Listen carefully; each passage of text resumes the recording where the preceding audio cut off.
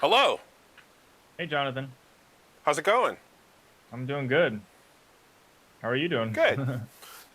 I can't complain. Just got done teaching. Uh, Okay. it's my wife's birthday, so I kind of feel a little bad Yeah. about doing this on her birthday. But Yeah, I feel that. Well, maybe we can keep it, pretty brief so that, you still have time to do what you got to do. I know what you mean. I'm married as well, so. yeah, how many years? Um, Hold on. A little over 5. Okay, same for me. Yeah, we Yeah. celebrated our fifth anniversary in April. Oh, nice. We got married on Leap Day, so we technically only have an anniversary every 4 years. Technically, I mean, Yes. yes and no. It's one Right. of those things. Yeah, Yeah. the day is arbitrarily invented anyway because it doesn't split up into like 365 days anyway. So technically, like some percentage of each year is your anniversary, whether you like it or not. You're not wrong. I like the setup, the background you got going on there. Thank you. This is what I teach with. Yeah, so after leaving the music store that I was working in, I wanted to make sure that I could provide at least some level of quality if I was moving my students to Zoom, so I can flip a switch and Oh wow. change camera angles and stuff. But this is already like set up, so I keep trying to tell people it's like I'm not trying to like stunt on you or whatever. I'm not trying to show you up. It's just that this is the easiest and most convenient way for me to conference, even if it's like just for fun. Yeah. No, that's nice. So let's go ahead and just get started with the interview. Um, Generally, I like to just start by having you, I don't know, introduce yourself and then start talking about like your first time uh, behind the kit or like your first experiences with drumming and stuff like that. Okay. Do you have like questions written out beforehand, or is this something that you kind of do with everybody? This is what I do with everybody, Fair and enough. then I make questions along the way. So is it going to be more like you ask me a question and I answer it, or is it going to be more conversational? It should be more conversational, more natural. Fair enough. Cool. All right, I'm ready whenever you are. I thought that we had started already. Yeah, yeah, yeah. But technically, we did, yeah. Um, so for the listeners, my guest today is Jonathan Greene. Um, from what I've heard, because this is my first time meeting him, from what I've heard, this guy is a monster, and he's like one of the greats in North Carolina, at least from what I've heard. So, um, and I believe that to be true, given what I've seen. So, But you keep um, talking to young people, so if you talk to somebody who's older, they may not agree with you. that's true. But but yeah, just go ahead and so how old were you, when you first started getting into drums? What were those first experiences like for you? It is extremely cloudy because as a kid I did not want to play drums or really music at all. I wanted to be a novelist. I wanted to Yeah.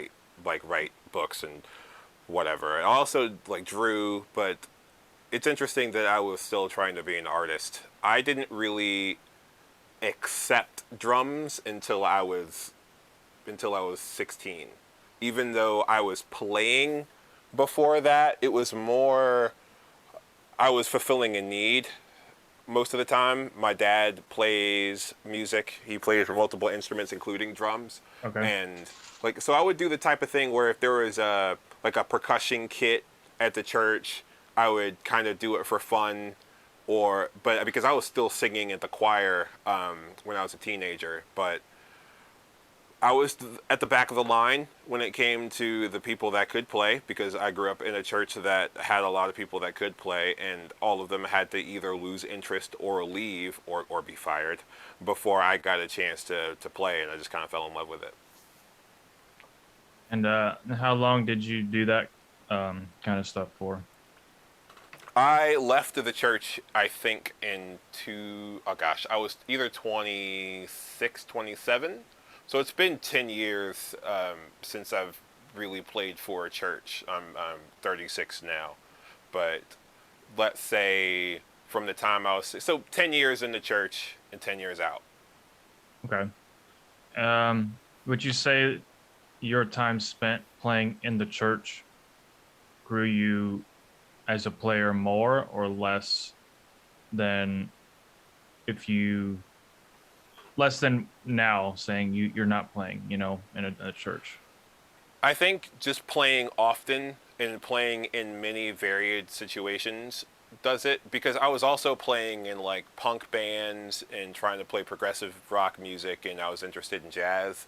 So I was playing nonstop from like 3 times a week, like 4 services or 3 services in a rehearsal at church, to various band gigs and rehearsals.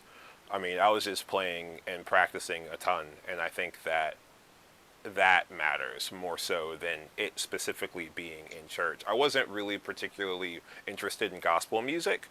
Yeah. I liked what I liked. I was more interested in fusion music. That's where my dad comes from, like jazz and fusion. And so I wasn't listening to tons of gospel records besides the things that I needed to in order to perform in church, the things that were part of the repertoire. But I ate everything else up, from jazz to, I mean, the Mars Volta had come out by then, and that was one of my favorite bands at the time. But heavier stuff like Meshuggah and the Dillinger Escape Plan, to like poppy stuff. I mean, I was all over the place. You'd say you'd say the concept of versatility is generally most important. No, I think being able to explore your curiosity is the most important. I'm not going to begrudge anybody that's only interested in jazz. I would say that maybe they should broaden their horizons, but it's not like jazz is the one of the oldest, if not the oldest, American drum tradition. So everything can be found there. To you could spend your whole life playing in that genre of music and never get bored, never get tired of it. But versatility is a weird thing, because it's like full of compromises depending on the way that you look at it. If you're forced to always do something different, you're going to grow, but it may take your attention away from things that you actually love. So it's one of those things where it could be a double-edged sword, and you have to be creative to figure out how in the world you're going to integrate things that you may not necessarily want to or are forced to learn for a job into who you are musically, if that's what you want to do. I hear that. That makes sense. Um, so I'm curious now, what were some of these like bands that you were in starting out? Just to name a Okay. few or so. Sure. So I was in this. Gosh, I hope these guys don't hear. You know what? No fear. There was this cheesy Christian punk band I was in called Other Side of Fear. We went for OSF for short, and we were very much somewhere between Reliant K, Blink 182, MXPX, and the like. It was very much just kind of, kids and trying to do the punk rock thing. And I was also getting into Rush at the time, and so the next band that I was in was called Reality Redefined, which was also cheesy, but I met some friends for life in that band. And the type of friends where you watch their kids grow up, and like the youngest one is, or one of the youngest ones is now about to be 18, but learned about recording and playing and practicing with a band to a metronome in that band. And and then I was in another band where it was a guitar duo for a while, and he was doing all this guitar looping with stereo amps, and that was incredible, because you know everything that I've been a part of just sort of shaped me in different ways that I probably still can't even appreciate. But the more I think about how many groups I was a part of and what I was trying to do at the time, I mean, that's a huge thing from going and being heavy punk and rock to like Hella, which is like this Seattle noise rock thing, to like trying to do my own thing with weird time signatures, which is the link that I sent you, and also working, playing in playing jazz gigs, playing in tons of wedding bands, and doing that for 10 years. Like having a residency in Winston Salem. I've been at the same place now for 6 years with a trio, and that has been such a great learning experience. So, I mean, I could spend another hour waxing poetic about all of the groups that I've been a part of. But that's all just kind of par for the course for all of us, I think. Right. Um, well, for me, being a uh, progressive metal type of guy, I was interested in knowing more about your progressive rock band, I guess, since you had mentioned that. Oh, Um, sure. I unfortunately the band that I'm actually the most proud of was called the Terra Template, which was with my friend Luke Gravely, and ended up being the best man in my wedding. But that stuff just never got released, and so I have like a 6 song EP of songs that I was just proud of, that just never got done. From everything from us going our separate ways musically to the guy that owned the studio moved to Alaska and started working for a big church out there. It was just one of those things where I have the memories, and we did play a couple of shows that I think that we did fairly well in, but just nothing got established. It was the same idea of, do you know who Hella is? Not familiar, no. I would check them out. It's interesting because they I guess they're noise rock, but Zach Hill is probably one of the most underappreciated drummers of the past 15 years. I mean, you see a lot of guys that he's like, you'll see him come up in mentions for people, and you just ignore the name because you don't really know him. But he's somebody that you should check out. He's definitely one of my favorite drummers, just for technicality that went underappreciated, and aggression is just insane. Do you have, while we're on this topic, do you have any other groups or drummers that you think me or anyone else that's listening should check out off the top of your head? Oh gosh, tons. Especially if you were uh, into progressive stuff. Morgan Agrin is one that you should check out if you don't know who he is. I know his band, Matt's Morgan. I think they got their start, I think, touring with Frank Zappa, like opening for Frank Zappa. But he's just one of those guys, and I don't know exactly where he's from, and he's like Swedish or somewhere in Europe. But he's just one of these guys that you hear him and you're like, where did this dude come from? He's just been around for this whole time and nobody talks about him. So he's one person that I like. Other people that I like, especially now, with the internet and the people that I've met, like Nathan Sletner from Flying in Formation, they're a new band. Joel Turcotte, he's a friend of mine, but he's just killing. We're sort of in the same lane when it comes to like our interests, but his bands are all killing. Gosh, there are entirely too many to name.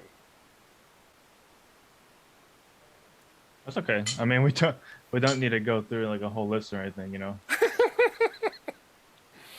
Um, because I'm sure, and I've had this situation before in other episodes where it's just there's so many, and you almost feel bad if you forget to mention someone or something.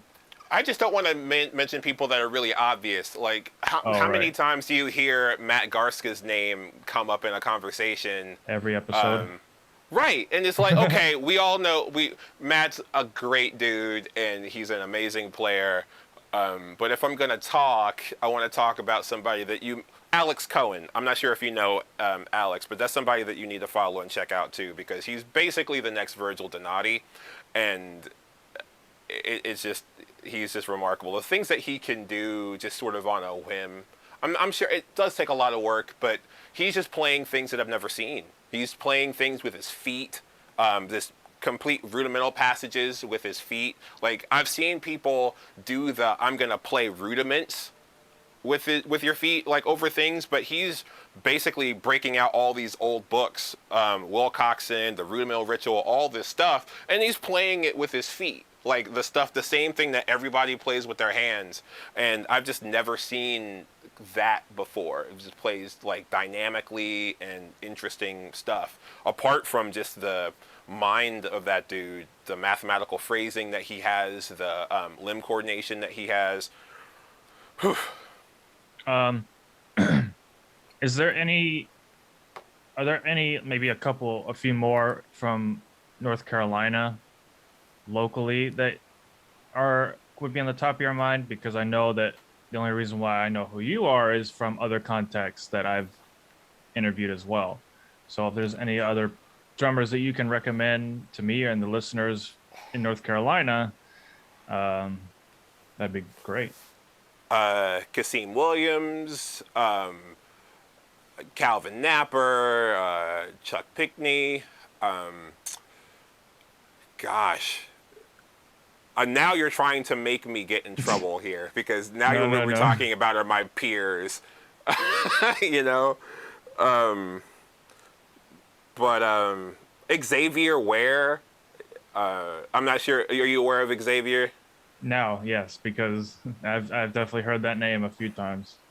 Yeah, I hope that you get a chance to be in the same room and play on a drum set with him, because he is one of the few drummers that I played with that even me in my lane, not trying to do what he does, still makes me feel inadequate.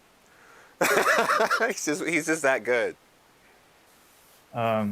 Yeah, I agree. And, you mentioned, playing in the same room as other people.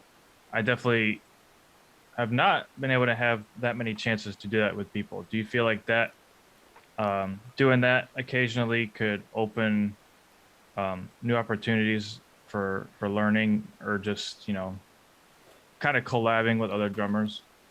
Yeah, absolutely. I don't mean to name drop or Sure. anything, but I think it's fairly like public knowledge in my circle that Blake from BT Band Between the Buried and Me. Like him and Yes. I have gotten up several times and done exactly that. And there are things that are in my vocabulary now. If I'd never sat next to him or sat across from him, they just wouldn't be there. Man, I'm so jealous. He's a great dude, man. Like you should definitely hit him up. I'm sure he would be willing to talk if you haven't done that already. Yeah, after the podcast, we'll have to discuss what's the easiest way to get up with him. I've emailed him, but I haven't heard anything Well, back. to be fair, he has a newborn or Right. a Yeah, I young a know. young child. He's on tour too now, so Is he? Oh my gosh, that sucks. I was hoping to get with him more, or at least buy him a whiskey or something. I haven't done anything for. You try to do the friendly thing of like, okay, you just had a kid, so send him a card or whatever. I feel like a bad person. yep. They'll be in Charlotte next month. Hmm. Yep, next month. So I don't know. Maybe you could set something up then, but Yeah, he is good people, and he does come to mind. And Wyatt, I can't like okay, so there are two guys. If I want to talk about NC drummers, even if one of them isn't an NC drummer anymore, he lives in Atlanta now. okay. But Javon Taylor and Wyatt, who you just had on, Right, those yeah. guys are so part of like inner circle for me. But it's not even just about the drumming. We talk about drums all the time, Yeah. but talking about gigging and gigging life and just all the other stuff that can concern a musician.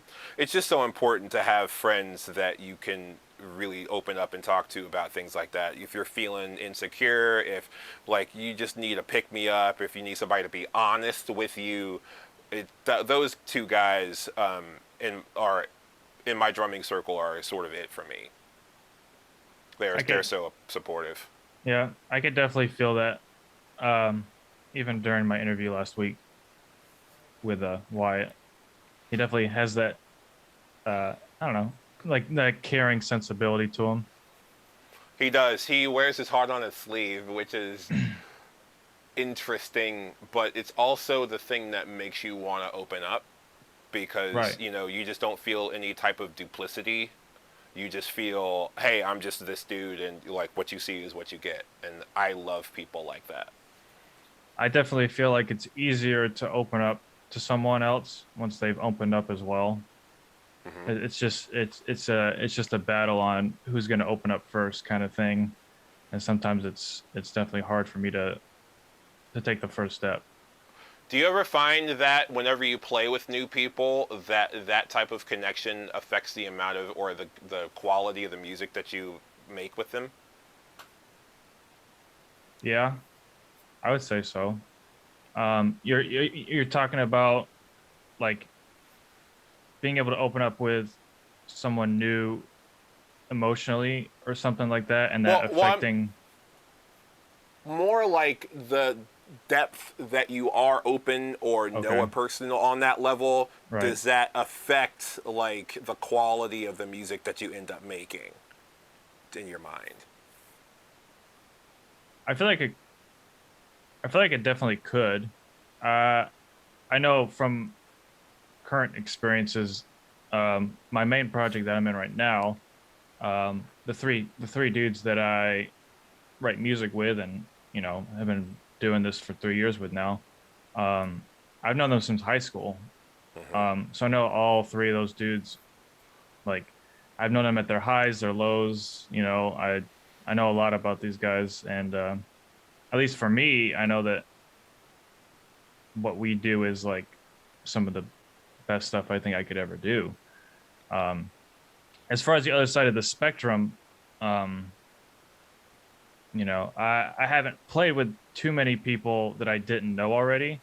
So Hmm. I think that's where I'm struggling to actually, put myself in that situation. I understand that. I think I just noticed over the course of my life that I want to play music with my friends more than anything, and I want to play like more like just having brothers in arms on stage with you is so different than being a hired gun in Yeah. so many different ways. And I do understand that with the language of music, they kind of know your quirks and the things that you may do, and it helps with the cohesion of whatever happens. Because I play a lot of improvisational music too, Hmm. and that requires such a level of trust and just being able to listen is of the utmost importance because there's no plan. So I think about things like that a lot because I also know what it's like to have these either not even contentions on stage because having a little bit of warring and a little bit of friction could also aid things too. Like you can hear like anger and aggression come out in kind of positive ways, but insecurities and misunderstandings and miscommunications and all of these things that can gum up the works with a like a relationship often end up manifesting themselves on the stage too.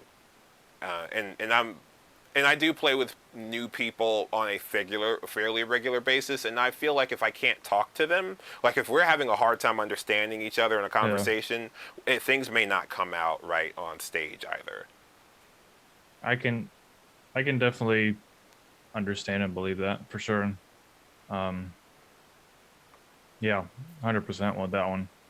Um, so besides drumming, uh, is there anything else that you enjoy doing in your spare time, or you just drum? Well, I'm a teacher. I'm not sure Okay. if you got that or if somebody told you that. That's basically what I call my main gig. I'm a nerd when it comes to drums and rhythm and all this stuff. So I could talk about that without ever getting tired. I have taken up photography and videography as it's really, really. I mean, the cameras are here, and I've had to learn to make things look like this. So I decided to actually learn how to do it out so I could make a little bit extra money. Yeah. But, excuse me. That's the only other thing that I do.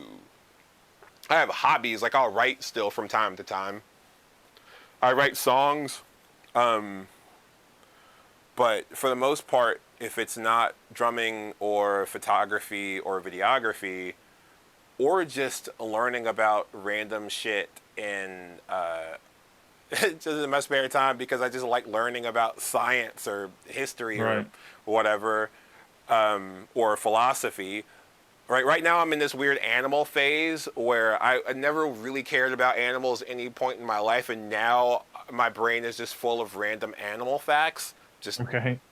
because my wife introduced me to TikTok, and I had to Oh. figure out. Oh, okay, yeah, right. Okay. And and so I mean I play video games, but that's so few and far between. The time that I have is few and far between to do that. So if I'm not messing with a camera, I have drumsticks in my hand. Understandable. I'm guessing, that's, I mean, that's why, you know, you can get as good as you are because you take all the open time that you have to focus on that one thing. Um, do you Yeah, ever feel like you wish you had time to do other things, or you're just, I mean, like you said, you're a nerd for drums, yeah, so yeah, yeah. I am a nerd. There are very specific drumming goals I have that have nothing to do with the music I make. I know that might not make sense, but there's just some rhythmic curiosities that I have that I really want to see through.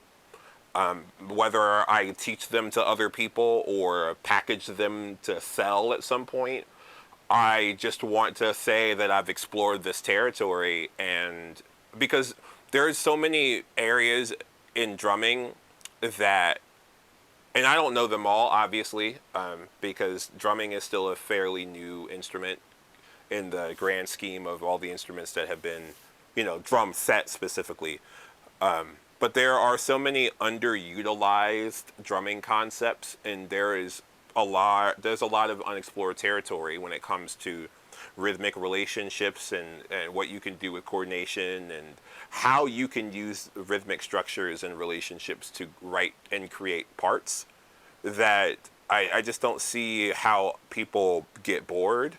But I can see how people get disheartened. People can look in the vast void of the infinity that there is to learn on the drums and say, man, if I had lived to be twice as long, I'm still not going to come anywhere close to what can be done. And I feel like that sometimes, but I'm never. It's never for a lack of something to do. It's more dealing with the anxiety of having to pick and choose what to work on. gotcha.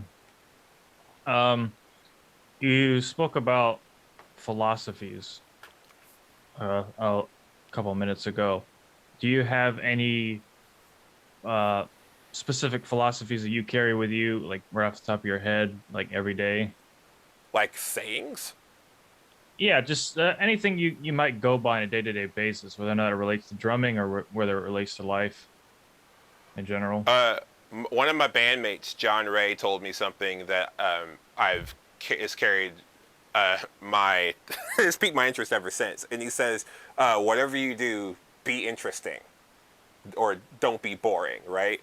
Right. And I think that is something that changed the way that I look at this instrument, because if you are just playing things to play them without like any type of purpose or weight, then it's sort of everything just fades into the void. And so what it made me realize is you don't have to be the best. All you have to do is say something interesting.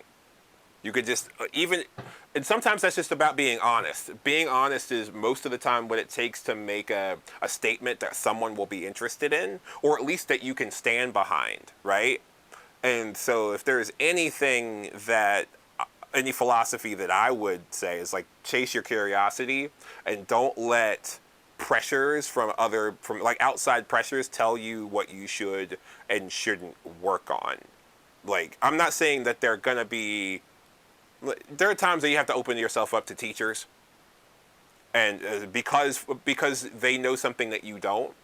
But if you're not actively looking for that advice or looking for that guidance, it's not going to do you any good then anyway, right?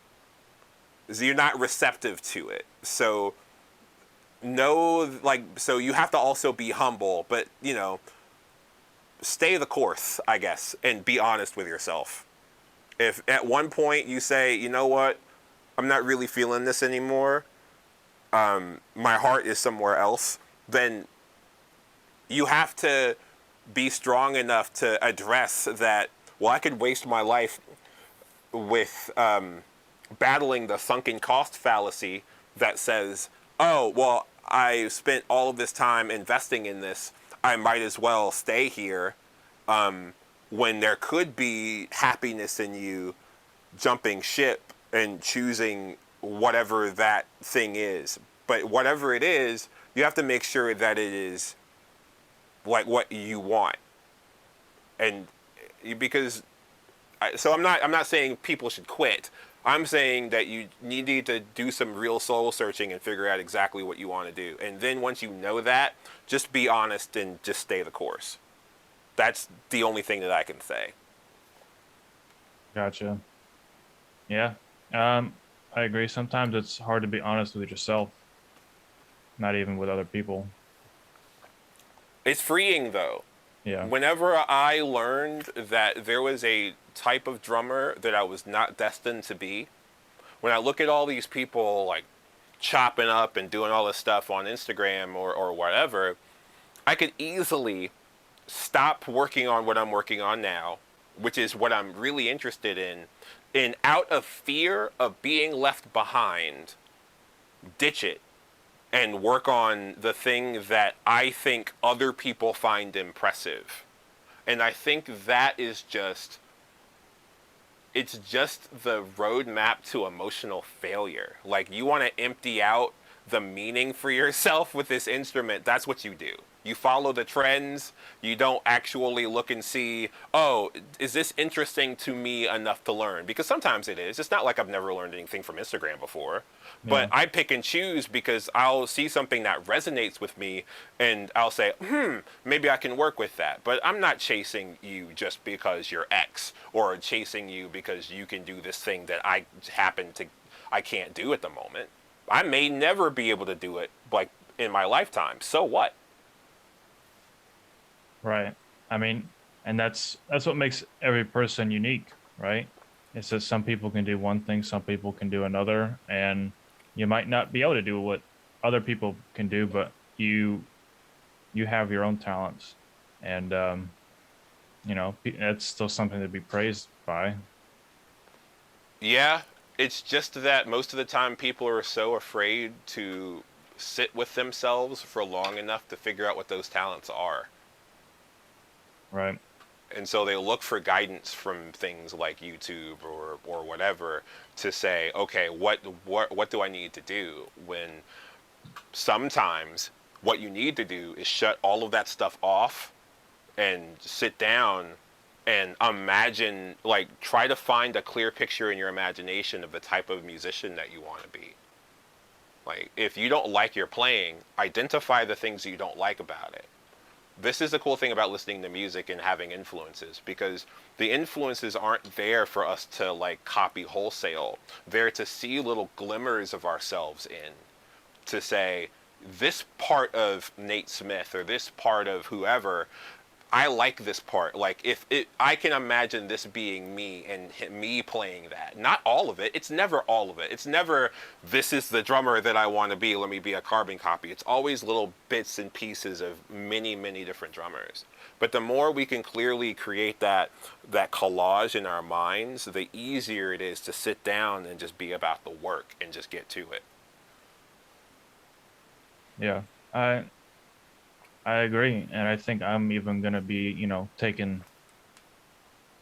taking all this to heart and kind of focusing on it myself. So thank you for sharing that. Absolutely. Um, so you said you're a teacher. How long have you been teaching for? 13 years. And what got you into teaching? That's interesting. That's an interesting question. I technically got into teaching because the music store right up the road from me needed a teacher and I needed money. And Correct. I knew the teacher there and he left and he recommended me.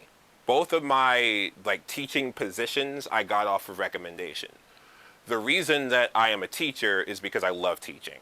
That's what got me into teaching. I before I was a teacher, I taught people at my church or whoever, and I just noticed a rush every time that I got into the explaining mode and got into like really helping someone understand something that they didn't know before, right? That to me provides a similar dopamine hit as having a really good gig. Right. Um, yeah, I was curious because I have done a little bit of teaching myself, and from what you like the statement you just said, I can definitely 100% agree with that feeling. I think the most rewarding feeling is like a student or someone learning from you finally understanding a new concept that you have been teaching, It kind of also seeing makes the you light switch turn on. a better player because Yeah. you have to know what you're talking about and you have to be able to do what you're talking about. I I was never made more aware of the things that I needed to work on until I started teaching. Luckily, I was only teaching kids, and I had a lot to show them. Um, Now I teach a much more blended. Like I teach people in college too, and people that have been playing for a while, because I have some other things to share now, and I've gotten better, and I feel a little bit more confident. But back then, I didn't know what I was doing. I didn't know how to talk to people. I was just somewhere in my analytical mind, it made sense that I would have to learn to explain the same concept a bunch of different ways because everybody is different. And I got off on that. I got off on meeting a road, like having to look at that blank stare, that like dead-eyed look that a kid will give you when they're just glazed over, Yeah. and have to solve them like a problem. You Yeah. know, that was just so interesting to me. Yeah. It's definitely from experience, it's definitely nerve-wracking to just stand in front of, I don't know, 20 plus kids. I used to teach at high school, uh, like band class and stuff. So to stand in front of like 20 plus new faces is definitely a scary feeling on the first day for sure. I don't have any fear of public speaking whatsoever. And I think it has to do with my young experiences in church. My parents made sure that I was always involved with anything, including plays. And I was in drama club in high school, so I did plays throughout high school too. So I've just never been afraid of talking, and I've never been afraid of talking in public. So you would say that you find it easier to just, you know, I don't know. I don't I don't know how I want to word this. Like open up to the students faster, I guess. What I'm trying to One on say. one, one-on-one can be tricky. Yeah. When you're on stage or when you are presenting something, you there is an invisible like social barrier between you and the audience that I find protects me. Like because in that type of situation, you have a unique form of power to command that you don't whenever you're in a normal situation. And so there you could always turn a flub into a joke. You can always direct and deflate and do whatever you need to do to navigate that space if you are familiar with that space. One-on-one can be challenging, especially with kids, because not only do they, have their unique challenges, but eventually, as you gain a rapport with that child and or that child's family, there does come like the emotional baggage of home life or whatever concerns that child has and their like specific goals or interests or whatever. And so then you have to deal with that child or student in a much more personal, much more vulnerable way than you would ever have to do a crowd. Right. Yeah, for sure. I definitely spent more time in front of students than on a stage, for sure.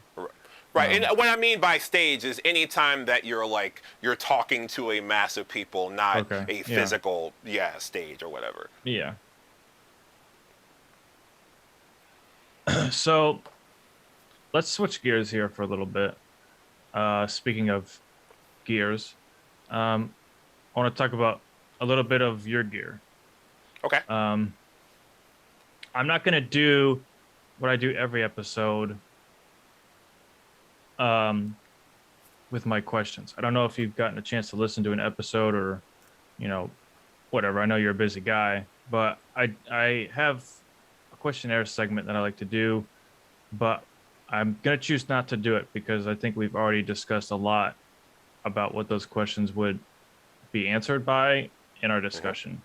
So I don't want to be redundant in that. Okay. But I do have a gear segment that I like to do. And I'm not sure if, I've had other guests on here that have, multiple drum sets. I'm just not familiar with that yet. But to keep it brief and simple, I think, whichever, I don't know if you have a favorite that you like to play on, or you have one that, you want to talk about, but just, talk about the gear of one of your kits and, maybe go through a little bit of the specs and talk about why you like using the gear that you do. And, we'll go from there. Okay. All right. So I am contractually obligated to talk about my cymbals. Okay. No, he doesn't care because he knows I love them. So these are Istanbul Mehmets. I am an artist for them. This is the Black Sea. It is one of my favorite lines by them because it gets me through most jobs. It's like semi-dry, very articulate with a huge bell, and that was always the issue with like jazzier cymbals, like finding a cymbal with like a prominent bell. You can see how big that is. It's very It has a huge profile, so the sound is ginormous, but it also is thin enough to crash really well. Okay. So this to me is like my desert island ride cymbal, and I know there are some crashes here too, but I only use those for recording. I usually don't gig with crashes because most of my gigs are jazz gigs, and even the dance band gigs that I do, I can oftentimes just get away with the crashes with the ride cymbals because all the ride cymbals that I own except for one are crashable. Okay. So Istanbul Mehmet. My drums are all made in Winston. Okay. So if you want to talk about another Winston or North Carolina drummer, it's Timothy Roberts, Reverie Drums. He built all my drums except for one, which was built by my friend Aurora, who lives in North Carolina, but at the time they were in Portland, and they learned to steam bend the shells. And so this is a solid ply walnut, which is my favorite Okay. drum set. My snare drum I use it the most. It is a 14 by 7, I believe, steam bit walnut with maple re-rings. The Reverie kit that I use, they're all weird sizes. All of the toms are shallow, so it's like 12 by 5 and like 16 by 10, which is strange. Yeah. The kick drum that I have is 22 by 12, so it's a shallow kick drum, but it's thunderous and amazing. So that is the kit that I use the most when I'm playing jazz. He also made me a little 18-inch kick drum. It's only 8 inches deep. So because I play small stages quite a bit, all of my bandmates thank me for not having large drums. It's a lot easier for people to kind of get in and around me when I'm not taking up all of the room on these stages. Gotcha.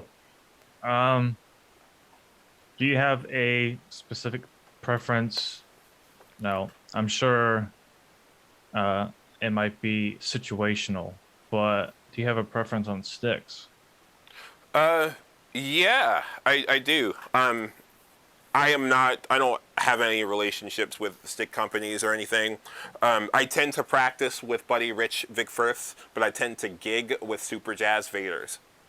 So I don't know. Yeah. I like the length of this guy. This is Yeah. the Buddy Rich. I like the thickness. It's a little heavier than what I gig with. But then the Super Jazzes, I like the tip better.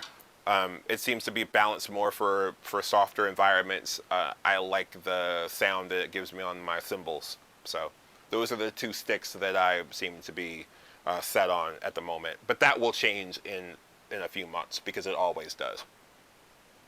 So to clarify, you play all Istanbul cymbals? Yeah. Yes. I've been thinking about trying some of those because I have used them one time for a recording session, and I really enjoyed the crashes. Hmm. What would you recommend to like try out first, or I really do. So it depends on your vibe. yeah? What do you like in a cymbal? Specifically, like with crashes, like them Hmm. like bright and thin. Okay. Um, Generally, I just like them to be able to like have a lot of movement and ring a lot. Okay. Not too hefty. I like the nostalgia, the line. So I actually have a nostalgia is a 50s nostalgia, which is a ride. But all of my rides are crashable, as I said before. And this is probably the brightest in terms of like and loudest cymbals I have. It does the work, but it also just gives you uh, what you put into it. So it's not going to be loud if you don't play it loud, but it doesn't have a ceiling. So it'll go as loud as you want. Okay. You would say you can get some good dynamics out of them. Yeah, because I played jazz gigs on that. So you see what I mean? So I could play Yeah. a jazz or a rock gig on that cymbal and Okay. control it with just technique. It is Yeah. the loudest cymbal that I have, but I don't have to play it loud. Cool. Yeah. I might have to pick some stuff up. Right now, I play Zildjian. Hmm. Um, just because I was inspired by other people that were playing Zildjian, and I was trying to, you know, not necessarily replicate the sound, but kind of just, figure out a way to use their sound into mine. Um, but If you like Zildjian but you want something different, then I really would recommend this because it almost has that sound. It's just hand hammered and handmade, so it okay, sounds yeah, different. yeah, okay. Well, that's good then. I guess that makes sense. That I would like that then. Um, cool, man. Man, I had another question, and it just escaped my mind. That happens so much. Um, Oh no. and I don't want to ask you questions because this is your Oh, show. I mean, you can ask if you got something you can ask. I mean, it's open, you know. It's all about learning and Right. exposing you as much. But if you have like a question, you know, it's what it is. So you taught or teach in school? Is that like was that past tense or I mean, so that means that you have a degree? Um, no. How So did you land that? Yeah. so I don't know. I must have had just a really nice band director. Hmm. So I did band in high school. By the time I was getting ready to graduate, my senior year, we had another like student teacher, if you will. Hmm. Um, and all I said to my band director, I was like, you know, like next year, like I really like what I'm doing. I like this stuff. And I'm interested in teaching. Is there any possible way that I could like try to get my way into doing what this guy's doing? You know, and like I said, I had a nice enough band director to just give me a shot at, you know, being a small tech for the drum line or whatever at Hmm. my high school. And then I did that for, you know, a couple of years. And then I went to teach on it at a different high school. And from there, I was just like, I don't know. I've always liked teaching. In between there, I would do like private lessons with some students that I like, former students or students that I was currently teaching in the mass majority, just because they wanted to maybe learn different skill sets they wouldn't be able to learn in a group setting. Hmm. But I also was teaching at Guitar Center for a little bit. So, like I was saying before, you know, teaching and like the most rewarding part about teaching is the knowledge that you get to give the student and Hmm. the knowledge that they get to learn. And that for me has always been fun, and I've always liked doing it. So I don't know. I was doing it for a while, and then I think the last time I taught like uh kind of full time as I would like to say would be I think like 2018. So it's been a few years since I've done so. Um, Did you have a set curricula or did you just kind of give what each individual student wanted or needed? um, so at the high school that I taught at first, the high school I graduated at, um, there was band rehearsal in the afternoon and then band class during the day. So we would, you know, stick to a sort of curricular type thing during the day, but with the way that everything was kind of formed and how everything was shaped in the area I was in, it was, you know, strictly marching band forced. Hmm. And thinking back on it now, like there definitely was not a lot of different concepts being taught. Um, as far as like you were talking about before, you know, drumming be just like an infinite wormhole of, you know, whatever, and you can get lost in it. We mainly stuck to different concepts related to drumline, not necessarily, you know, all the same stuff, but it definitely didn't stray far enough um, to really feel like it was a broad or it was a very detailed curriculum, I should say. Hmm. And a lot of that stuff wasn't really in my hands when I was teaching. I was just kind of like told what was going on and then kind of just like help make it happen, you know, kind of just like, I don't know. I don't know how familiar you are with marching band. I'm not at all. I don't have any experience marching, so I was sort of curious how you felt that helps with kind of like what you do now and like just how much do you think that shaped you into the drummer that you are? I would definitely say both learning and then teaching helped me a lot. I definitely learned a lot of great things from my teachers growing up in high school. Like I learned a lot of things that I definitely take with me every day now, and that helped me shape the drum set player that I am. Because before I played drum set, like I was marching, Hmm. so a lot of the things I learned marching kind of transferred over to the drum set, and like the concept of dynamics and velocity and that kind of stuff was already in my vocabulary before I went behind the kit. So it was a little bit easier for me to understand what I was supposed to do. And then like we discussed earlier, teaching helped me reevaluate myself, um, kind of kept myself in check because as I was teaching, I wasn't playing as much. So I really had to kind of just learn while I was teaching as well and make sure I'm keeping up with myself. Um, it's definitely helped me. I definitely wouldn't be able to do what I'm doing today if I didn't learn what I did way back then. So That's true. Not doing band is one of my regrets in life.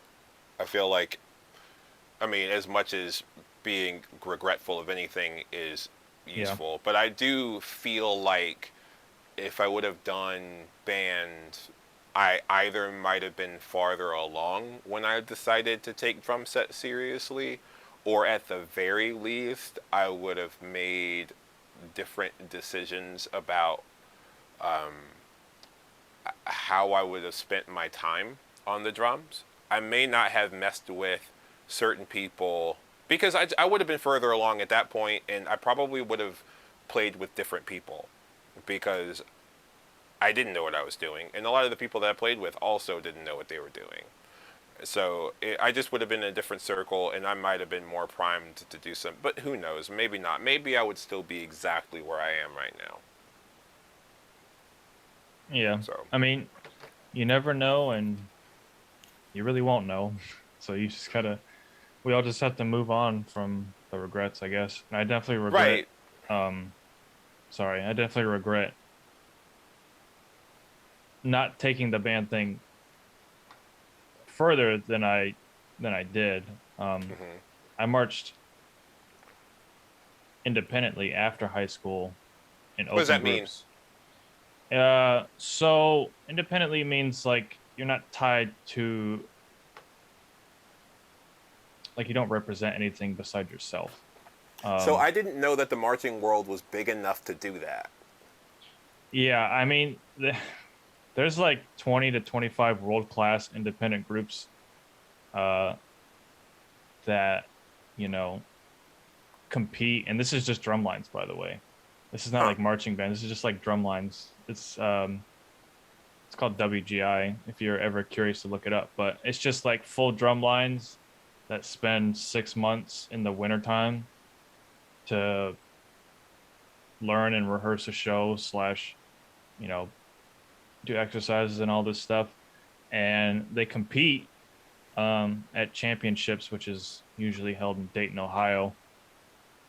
And it's kind of a big deal. Most of the marching world that knows anybody knows a lot of the people from the world class groups because they're the ones that you know they're the ones that everyone looks up to, and they're the ones that like teach at these really great places. So it's just like one of those things that I don't know. And it's the same thing with like marching band too. There's a there's DCI, which is the same thing but a full on brass with percussion marching band that they do a tour during the summer. They basically tour around the country, and then they play shows at different spots, and then their last destination is championships. So I mean it's definitely cool, and there's different uh like I was saying, open, like I played in an open group. That's just a different ranking, like a different Hmm. level. There's like I think there's like A level, open level, and world level. So what I was saying is I guess I, half regret not trying to take myself to the next level in marching a world group for at least a season, because I've always wanted to do that. And ever since I joined marching band, I'd always like try to learn the same licks that they play, and like always, imagine myself marching in an open class group. So That's extremely interesting. Like I knew that all those groups existed. I guess I didn't understand that. First of all, there was a breakdown between like drum lines and marching bands for one, and the other. I mean, these are jobs. These are things that you get paid for, right? So, oh no. uh, no, no. No, so Oh, all right, yeah, I'm just gonna drop the bomb and say the members that march these groups, they pay to fund the season.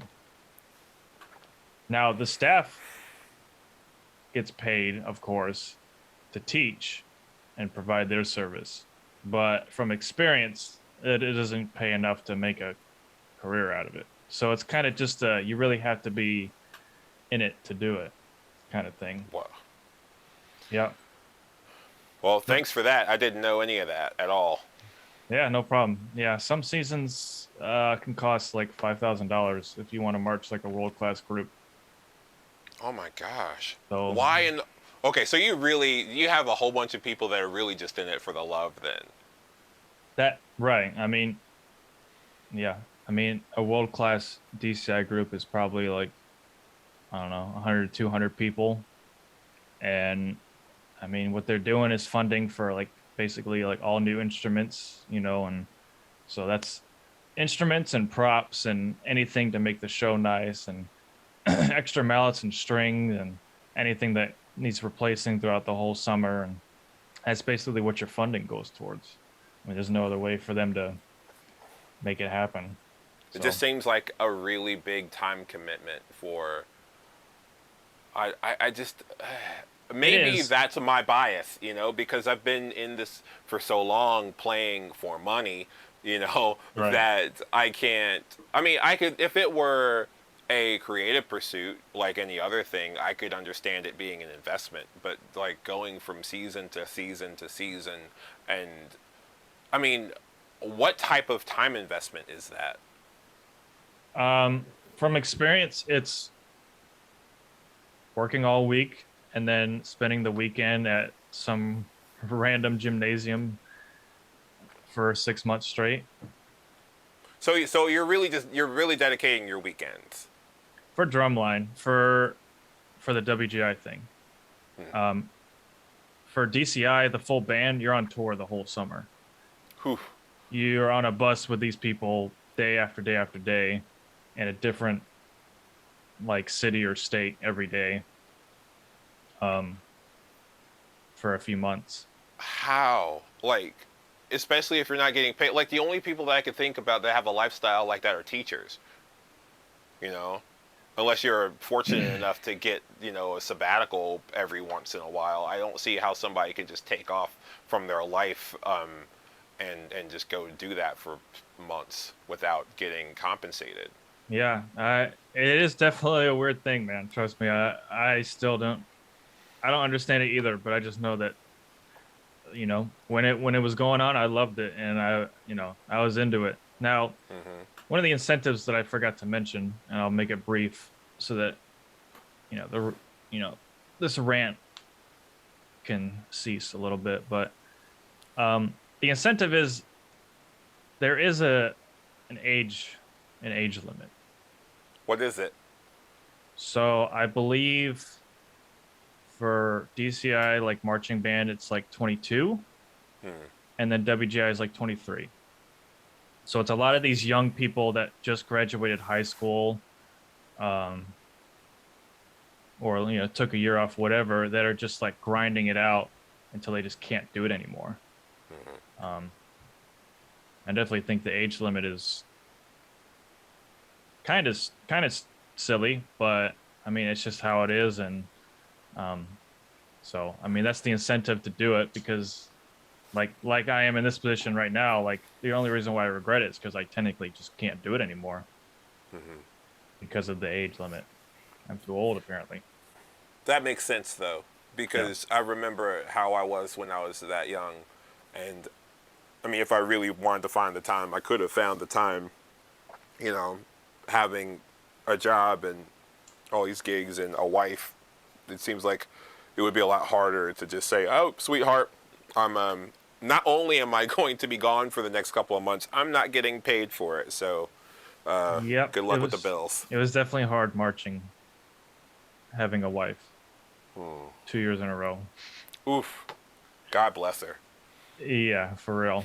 Um, it'd be like I'd see her on weeknights, and then Friday night, I just go straight to where I was supposed to go, and then I get home on Sunday afternoon, and only get a couple Sundays off for the next like 6 months, or a couple weekends Yeah. off for the next 6 months.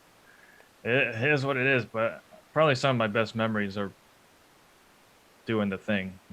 So No, I don't want to take away from it at no, all. yeah, yeah, It's just, part of it is just my shock of I mean, just ignorance of that world in general, but at the same time trying to imagine myself now in that world yeah, too, which I mean, it makes more sense now that you say that it's basically for kids, but I mean, geez, those kids must be like killing. Like if they're spending all that time doing that. Holy crap. yeah. They're pale, and then by the end of the summer, they're just brown. Like it's crazy. Um, yeah, no, that yeah, like you said, it's just a world you didn't know. I mean, for me, there's a lot of worlds in drumming that I still don't know yet. I'm just opening my eyes now to like this other part of North Carolina that the drummers are in.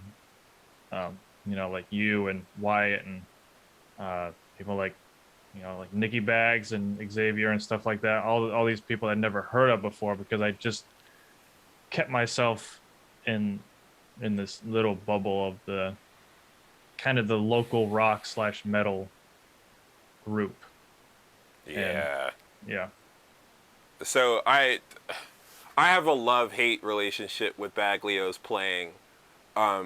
I love that he sounds that good, and I hate that I sometimes don't know what he's doing. Like, there's nothing bad or wrong about that dude's playing, and he's such a cool guy. But yeah, but we don't exist, or at least, so me and Wyatt don't exist in the same space. Like, besides, he does the southern rock thing. yeah, He does the gospel thing, and he does like the wedding, like the dance band thing, right? That the dance band thing is where we intersect. But for me, I'm more of a jazz fusion, like small trio quartet type of stuff. Small venues, very dynamic, most of the time quiet types of gigs. So there is quite a large amount of daylight between Wyatt and I. But I understand what you mean. I yeah, don't know anything about the metal or the progressive metal scene in North Carolina at all. I'm just trying to practice and work and get better and release some more music with my friends and teach more. yeah. Sounds good. So I have one more question for you. Okay, Who are sure. some guys in your lane that I Oh need to boy. be hip to? Oh gosh. Oh no. Oh no. You just threw the Uno reverse card at me, and I don't know what to do. Oh man. So do they have to be local? You specifically told me after a while North Carolina drummers. I'm not gonna do that to you. Um, no, I'll do my best to because I mean, because of this podcast, I'm just now opening myself up to a lot of drummers that I had no idea existed. So it's gonna be tough. Um, man, sorry to my friends, but I don't know. You guys are not good enough for this list. Sorry. I mean, Oh my if gosh. if I were to say anyone, I mean, I would say Blake just because I like Blake. but you already know of him, so I need new names. Oh my goodness. I probably need to go on Instagram more. No, you don't. Save yourself and your sanity. Stay away. Um, man, you did this. Oh man, I got some. I got some. I Okay. got. I got some. Don't worry. Don't worry. Don't worry. I will have to hold on. I got my phone out. I'm ready. Okay. Okay. One's name is Patrick Carlton. Got it. He he does a lot of rock and metal stuff, but he does a lot of session work too. Um, for what he does, I mean, he does a lot of good stuff. Um, he's like the guy for what we do. Um, man, um, I'm gonna do one not from North Carolina because this guy is way too sick. Okay. He's from Atlanta, but he's also like in the progressive, like prog rock slash prog metal scene. Okay. His name is Brody Smith. He's in a group called Seder. Mm-hmm. Dude is that dude is insane, man. I feel Uh, like I know who Brody is. I don't think that we've ever had a chance to talk. yeah, I feel like I know. I feel like yeah. Brody is sick though. Let me get some Brody more. Brody Taylor Smith Taylor Smith.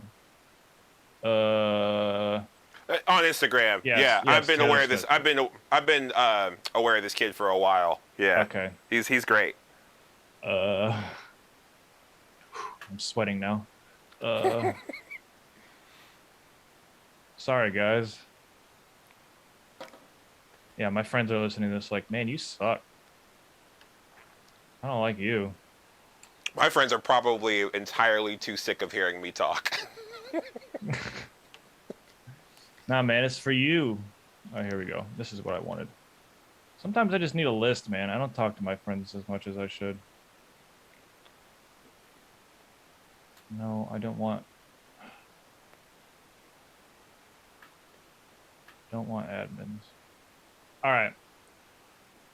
I'll do some locals. I don't know Okay. if they make content, but they're from bands that I enjoy Okay. and they're sick dudes. Alrighty. Um, so one would be, what's your last name, bud? What is your last name? Wow. Yeah, I'm a shit friend. Sorry for my language. I already said shit once. It's fine. You did? Yeah. Oh, okay. So his name is, oh, I'm going to butcher his last name too. Nick Lefersen. I think I said that right. So Nick Lefersen is in a metalcore band called Heirloom. Shout out to Heirloom. That name sounds familiar. I've heard of them. Damn, you're famous, bro. Look at that. Check out. Yeah, I'm really bad with last names, so I gotta be looking this shit up on the fly. His name is okay. They all have weird last names too. Man, come on, guys. Robert Michael. Okay. Michael. Last name Meikle. He used to play for, or I think he still does. He plays drums for Valleys, and he also plays drums for a band called Death of a Tyrant. Okay. I am unfamiliar. Pretty a little bit more underground is what we're getting at right now. Okay. Just because, man, I don't know any. I don't know. I don't know. But he's sick. He knows what he's doing.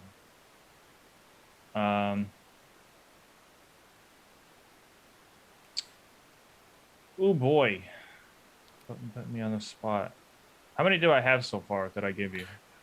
3. 3? I want Not to including Blake, who I already know. not including. Okay, so Yeah. three new ones. Yep. 2.5 because Well, we're 2 and talking a about half. Brody. Yeah. Yep.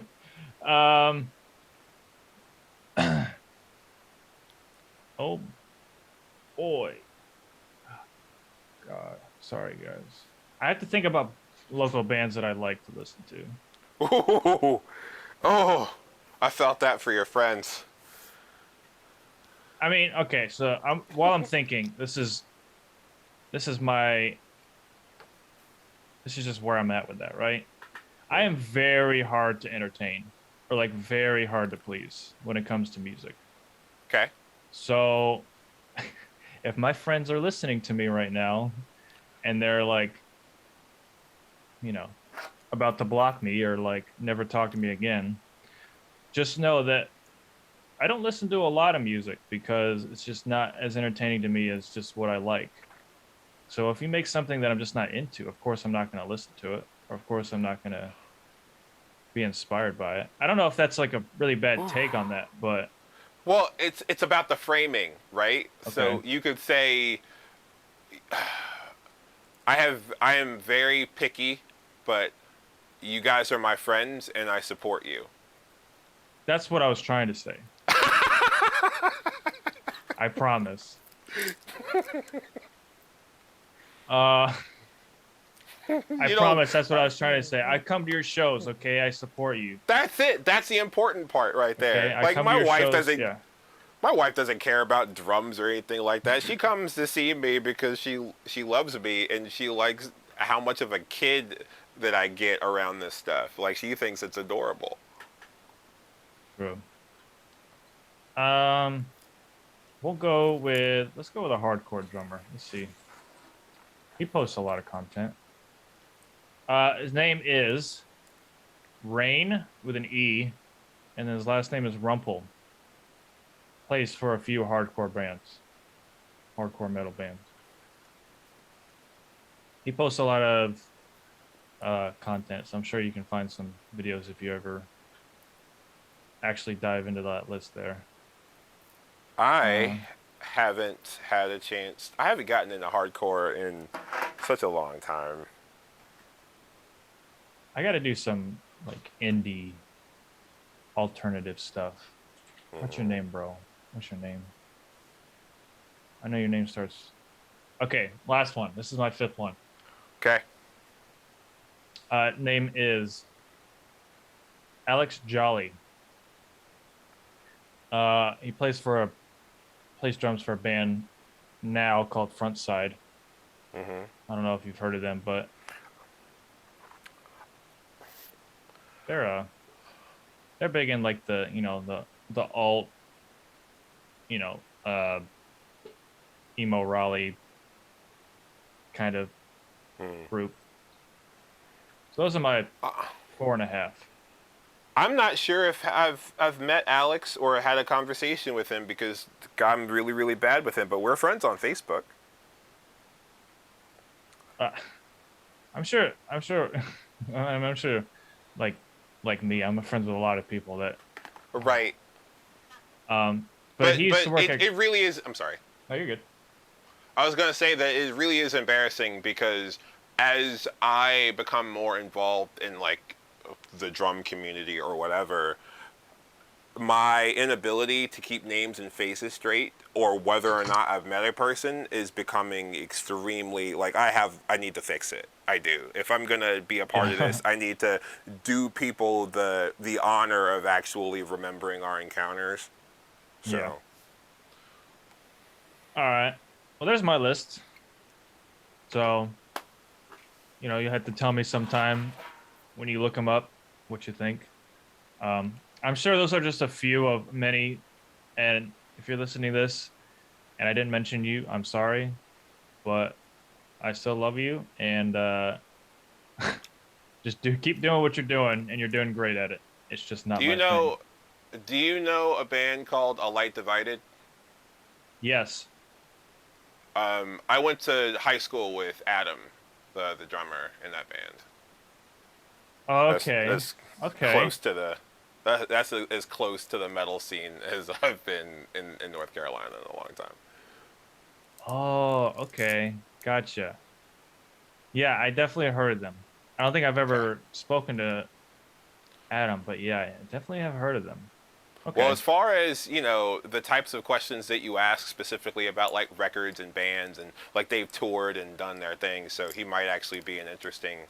conversation for you in that regard. I'm much more of a like a gigging workhorse when it comes to that kind of thing, where I'm not spending a lot of time in the studio cutting records or out, but I still end up playing like 4 or 5 times a week. Okay. Gotcha. So Yeah. That's a good suggestion. I'll have to put him on my podcast guest list. also my builder, Timothy Roberts, who is just launched his own cymbal company because Okay. he learned how to make cymbals by hand, like taking metal blanks, cutting them. He has a lathe and he hand hammers them with an anvil and everything, and they Damn. sound pretty good too. Yeah. That's So if cool. you want to know somebody that like builds drums and cymbals, and has been doing it for a bit, check him out. Yeah, that's cool. He's already on my list for sure. Hmm. Um, a lot the person that gave me a lot of these names that I'm reaching out outside of the metal world or whatever. Hmm. Uh, his name is also Brody. Brady. Brady, sorry, mother. Yeah. Sorry, Brady. It's I'm so sorry, it's Brady. it's okay. He's someone He's else such I a should have great said, but I figured you would already known him. He's such a cool dude too. Yeah. Um, yeah, he This gave band me. sounds great. Yeah, I know. Yeah. Well, I should say Sure. bands at this point. Yeah, I know. Um, yeah, like he gave me your name, Wyatt's name, Xavier's name, Timothy's name. Hmm. Uh, someone else I want to mention as well. I'll make this my 5.5 because he definitely needs to be on my list. Um, I didn't think of it because I haven't spoken to him yet, but I want him on the podcast. His name is Jay Hilliard. Um, don't know if you know him or heard of that name. Absolutely. But yeah, I mean, he does his whole like Jay's Closet thing where he like, refurbishes cymbals and Hmm. does that thing. But he's a monster too on the kit. So Yep. Yeah. All those guys are fantastic and worth talking to for sure. I wish that I had more names for you, dude. But if you're looking for a legend, somebody old and seasoned and has played on a lot of records, you need to reach out and talk to Calvin Napper. Like okay, he's just one of those guys that like, and it doesn't surprise me if you've never heard of him because he's definitely like a gospel great, but at the okay, same time, he has what I affectionately call a big boy gig, okay, where with the type of gig where like there's still like a stadium type of thing, yeah, that on that level. But at the same time, if you catch him at the right time, you'll still catch him in some like small venue or club here in town okay, when he's at home. And yeah, I think he might still play for the church that he's been playing at for the longest time. But the dude he's just. It sucks that he's the best kept secret in North Carolina as far as drums go. But he's just the Cadillac of like groove and pocket. So okay. if you're wanting somebody on that level, you really need to reach out to him. And I like the last one. I like to shout out my mentor. I'm so sorry, Dave. Dave Jackson is another person.